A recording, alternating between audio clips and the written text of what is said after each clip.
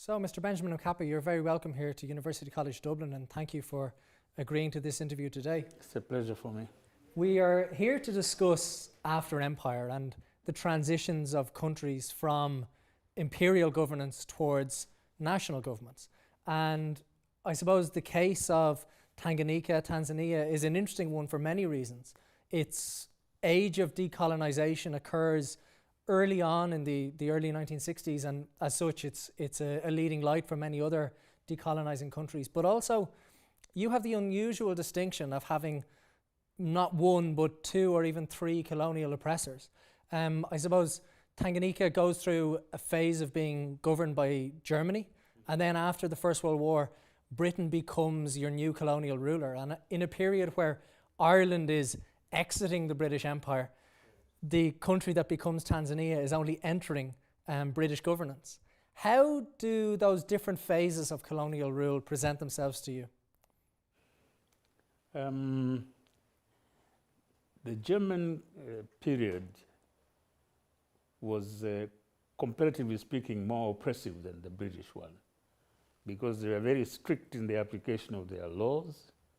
They had sometimes moments of periods of forced labor for a few German colonists or for the administration.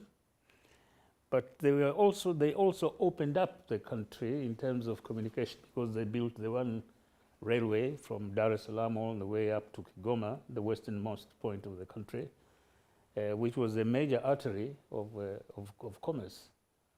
And they set the tone for the succeeding British administration to try to expand the communication links in the country. And in terms of British rule in East Africa, how do you perceive that now? Well, in terms of British rule in Tanganyika, that was more gentle than the German one, partly because they did not come to colonize us, but they were put over us as a trust, in trust to them. So from the word go, they knew that they didn't have long to survive there. But also because we were a trust territory and given to the British to administer, it helped us also to feel that we were different from the colonies, and therefore that their dominance would not last for very long. And because we knew that from year to year there would be reviews about what they were doing to lead us towards self-government and eventual independence, it helped us to build a sense of nationhood, but also of hope that one day, and not too far away, they will be leaving us. Very good. I suppose you've had a very long and distinguished political career, but if I may, I'd like to go back to the very start, and even before you had even contemplated political office. You grew up as a small child during the Second World War, and for Tanganyika there were two real memories of the Second World War. One was of hunger, and the other one was of recruitment, be it as porters or be it as soldiers. And of those approximately 300,000 Africans who served in the Second World War, roughly 1/3 were from Tanganyika and from East Africa. What was your either personal memories or family memories of that time and of that particular period of history? I was too young to have memories of my own, but having grown up, I met relatives or relatives of friends who had served under the British Army and who had traveled as far as present-day Myanmar, Burma at the time, as porters serving with the British Army, and others. And they were very instrumental in setting the fires of nationalism in our country, because having fought with the British or for the British in Egypt and the Far East, having come back, they said, well, you know, we can fight also for ourselves, you know, for our independence. Why must we be ruled by these people? Why must we fight for the British rather than fight for ourselves?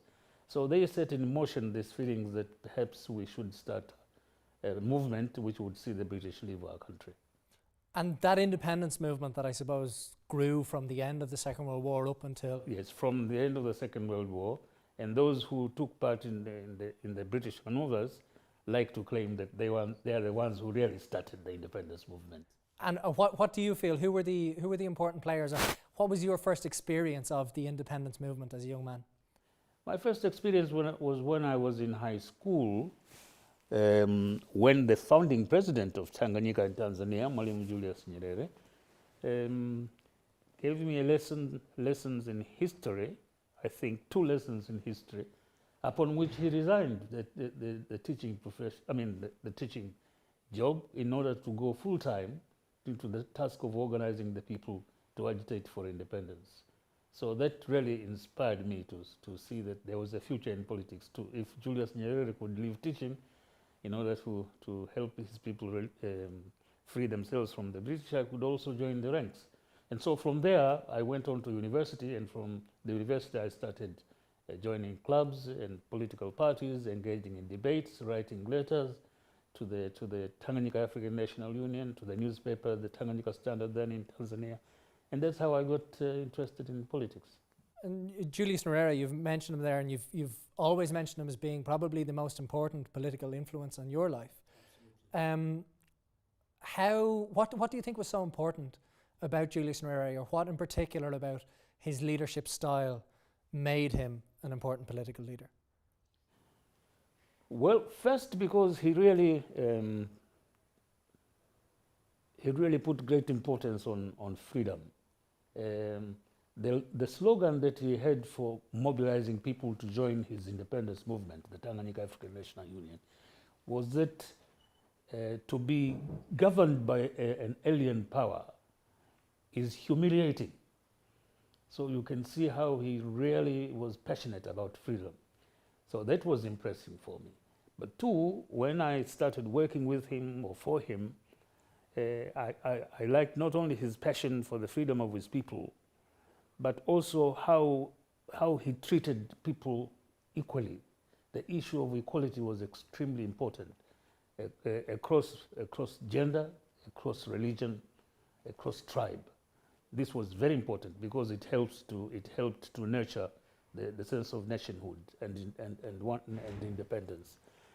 Thirdly, as the head of government and head of the party, it impressed me because he was a great listener. He seldom made decisions without deep thought, and certainly without seeking the opinion of others. And this was important within the party because it made sure that the whole country knew what had been discussed and why the decisions had been made. And in the government, it meant that his ministers and the administrators would be quite urgent in making sure that they implemented the directives as they were issued. Those I liked very much. Yeah. In looking at empire and in looking at that movement towards independence, one of the big differences between the modern state of Tanzania and Ireland is that Ireland's independence coincides with partition, whereas Tanganyika's independence coincides with the coalescing of a new nation between Tanganyika and Zanzibar to create modern Tanzania.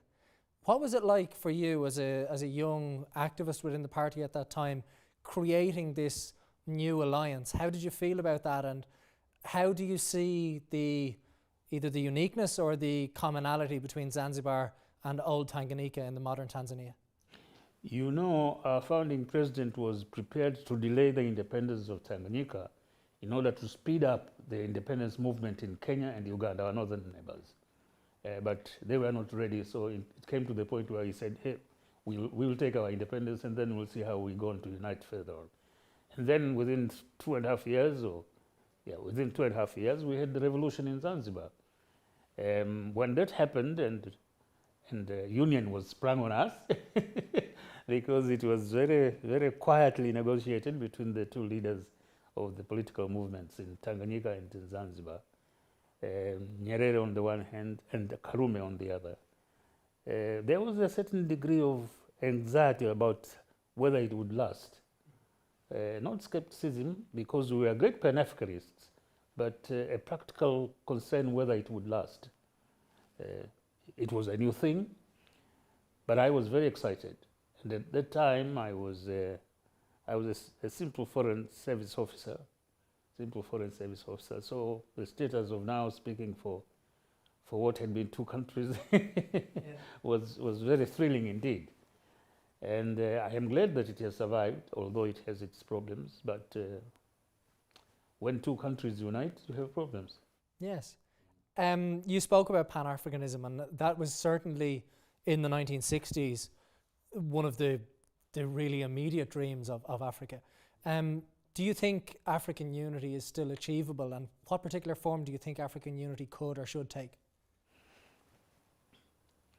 I think political union is pretty far off, but political cooperation should be relatively easier to achieve and to formalize.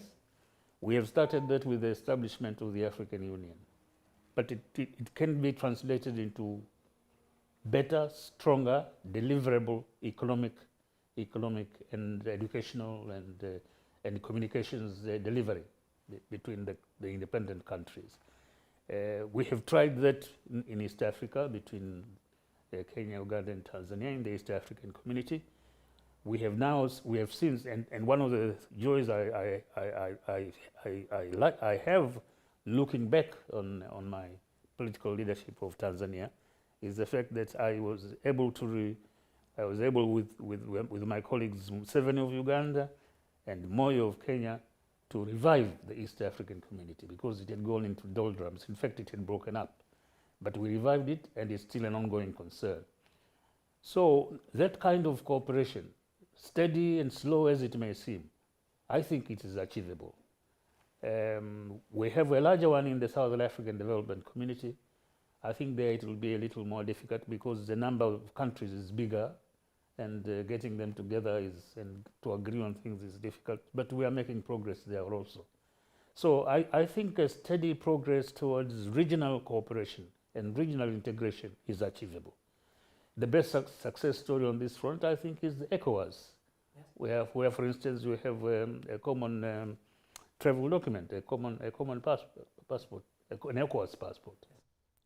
And I suppose European integration has been a great story of success over the past half century. Two of the pillars of that have been economic cooperation and also the breaking down of borders. Do you think there are things that can be replicated either in East Africa or in Africa more generally? We have tried it. We have tried that in the East African community.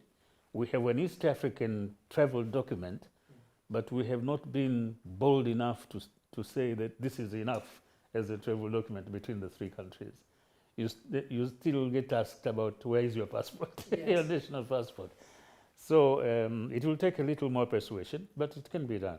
Do you think those changes can be done at the high political level, or do you think there needs to be a cultural change to make people feel more integrated with their neighbouring countries and their neighbouring population? Actually, in that respect, I think the people feel much more culturally integrated than the leaders.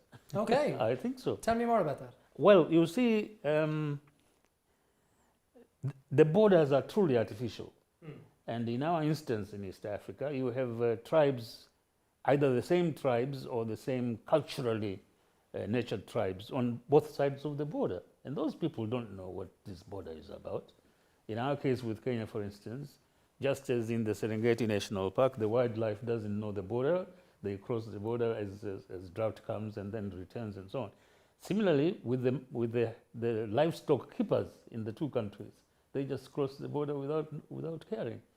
So there's a lot of cultural affinity between us and the necessity of cooperation because of the geographical proximity. So that should not really be a much more serious one. The real question comes when you get to the formal instruments of cooperation in a modern state. That is where we are being too tardy, I think, too tardy, too slow, yeah.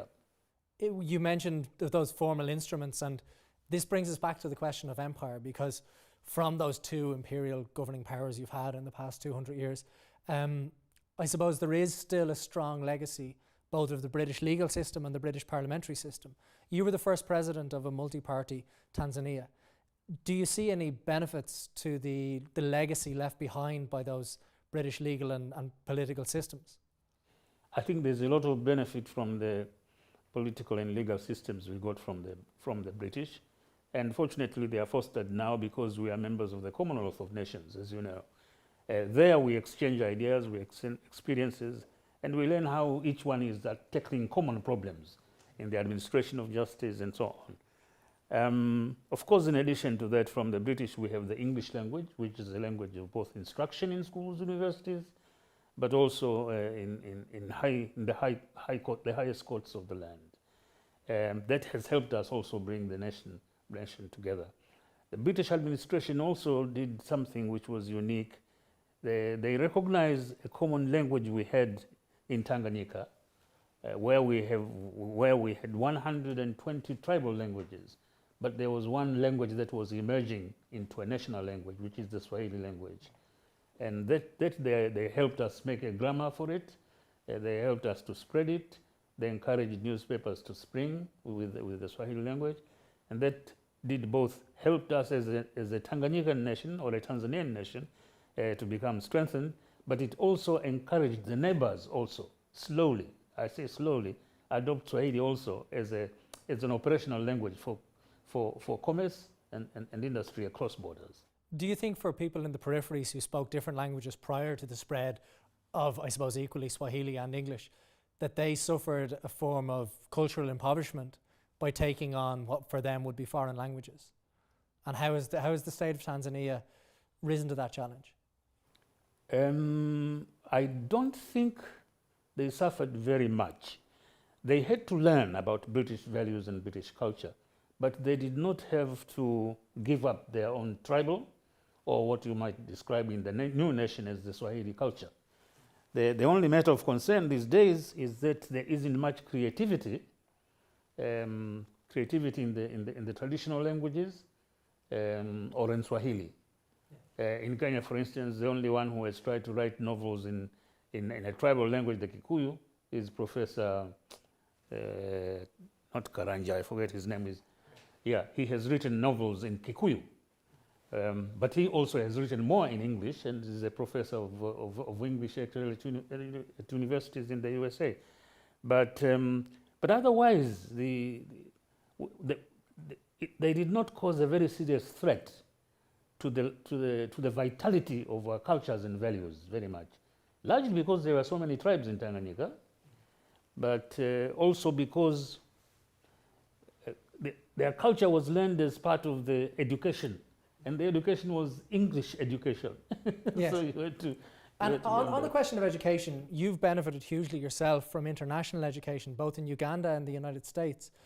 How important do you think international education is, or how did it change your worldview? Well, it helped me, I think, to be a better internationalist. Okay. Because at Columbia University, where I spent a year for special courses in international relations at the dawn of independence, it was a group of newly independent countries, not just from the Commonwealth, but also from Sudan, from Korea, Japan even. Yeah. And that started the seeds of internationalism in us, particularly with the study of international relations. So that was very, very keen indeed. But otherwise, it's the membership of the United Nations, it's the membership of the other international organizations that also aroused this strong feeling of reaching out to other peoples and other nations. Yes, very much so. As Tanzania moved from being part of a larger imperial unit into it being a sovereign state, there was great hope. But as the history of modern Tanzania developed, Tanzania became one of the poorest nations in the world for quite some time. And aid became a major part of your GDP, and aid dependence became a major issue. How were those issues dealt with? And do you think there is a future for Tanzania as a modern self-sustaining state, or will aid be an ongoing part of Tanzania's economic model? Well, I say the early days were pretty difficult because we were a poor country anyway. We did not have full knowledge of the resource base of the country, really, other than peasant agriculture and peasant livestock keeping. But one other reason that made us continue being poor like that was that we devoted a lot of our resources and of our revenues in helping other countries to become independent. You know that Dar es Salaam, the capital of Tanganyika then, became the headquarters of the African Liberation Committee of the OAU in 1963 1963, just about a year and a half after independence. So, and we really helped the liberation movements in Southern Africa and so on. That took resources, that Yes. took a lot of resources. And the marvelous thing, the wonder is that the countries such as the Scandinavian countries who sympathized with the cause of liberation in Southern Africa and may not have looked favorably with the armed struggles there, did not feel disappointed or angry with us for helping the liberation movements as Tanzanians. And in order to help us improve the lives of our people, they made aid a very important factor of our relations with us. And that is the aid factor coming in. I mean, even with Britain, which was in cahoots with Rhodesia and the South Africans, they continued giving us aid. Yes. And that may have helped us bridge the gap, yeah. Do you foresee a future in Tanzania beyond aid? Do you see a self-sustaining Tanzania? Very much so, yes. How can that be achieved? Well, because now we have begun to understand what we can do with our resource base. There's a little gas, well, not a little, quite considerable gas found, gas, but also the potential of fisheries, and then the land itself. There are parts of the country that are truly fertile and where production can be greater than it has been in the past. Productivity is there. So there is great hope there. But above all, there is the will to translate independence into self-reliance, yes. Self-determination, not only politically, but also in managing the economy. So there is potential. In terms of the economy of Tanzania, privatization has been one of the, I suppose, dominant trends, particularly during your own presidency. And with that comes inward investment. Inward investment obviously brings immediate economic benefit to the country, but do you think that the divisions of the natural resources and the spoils of your country are being fairly doled out? First, let us start with the nationalization. Yes. Okay. That was an important factor in the development of our sense of nationhood and independence, because we are beginning to see the emergence of a class society, a small civil service, a small industrial group that were becoming a powerful class, and they were beginning to adulterate the political process. So I think our founding president decided, no, if we are going to build a sense of egalitarianism here, then the major resources of the country, land and so on, must belong to all the people. And hence the Socialist Manifesto that was issued in 1967. So we build industries, state industries mostly, but we went on to extremes sometimes. I mean, if you can imagine that a pharmacy had to be a state pharmacy, if you have to think that a butchery has to be a municipal butchery, come on, it was too much. So it came to the point where, while it had helped us to build a sense of being a nation and of equality in society, it wasn't egging us a lot to develop, to produce more. So my predecessor, who was the second president of the Republic, decided that there must be some change. And so that's when he started to leave some of the areas to the private sector and to privatize some of the enterprises. And when I came in, I went in full swing.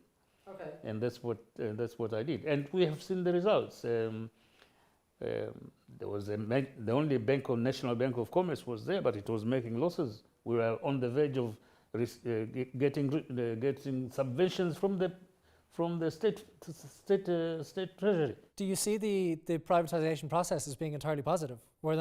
Does this not have potential negative effects or real negative effects? Oh, there are those who were very strong ideologues, I mean extremist ideologues, not that I'm against ideology, but those do feel disappointed because they really felt that production and so on is a function of the state. And so there are some who are disappointed, but those who lived through the difficult times realized that it was a step forward. And that is why now we are insisting on a policy of private-public partnership, national. And as a disciple of Julius Nyerere, how do you equate his fervent nationalization and your very enthusiastic privatization of society? Did you encounter a road to Damascus moment? Did you change your own ideology in terms of one form of economy and the other, or do you think it was simply modernization? I I recognized the necessity of nationalization, but as I said to you, after a while, I mean after several years, we had reached the point where we had to take off in production. And in order to take off, I realized the role of the private sector. And so to show potential investors that they could feel safe, we privatized some of the national enterprises. Do you think you've lost some of your economic sovereignty as a result either to China or to Russia or to other national investors coming into your country? No, I don't think we have lost that, because I insisted on partnership. There were some enterprises that were obviously not essential to the independence of our people over in the country. Those I didn't mind privatizing to anybody. And there were very few. I think there were about 30 out of about 300 enterprises. Yeah. Those were privatized to foreigners, or foreign companies. But the majority of them were privatized wholly or in part to Tanzanians. Yeah. So some were not very well managed and are in doldrums, but many of them did very well, and they are still doing well. But the more important thing is have the privatization symbolized a readiness now to allow private enterprise to thrive. And I underscored this by holding a major mining conference to ask big mining companies to come and to discuss what was their problem, and to instill in them faith that I really would not nationalize if they came to invest. Okay, yeah. I suppose the nationalization question is one question, and there are certainly two sides to that. The other question really is, as Tanzania moves towards finding its own place in the world, where do you see your natural bilateral or multilateral relations? Do you see the Commonwealth as being an important family? Do you see African neighbours or broader African Union countries? And how do you view the relationship with, let's say, China and Russia in particular?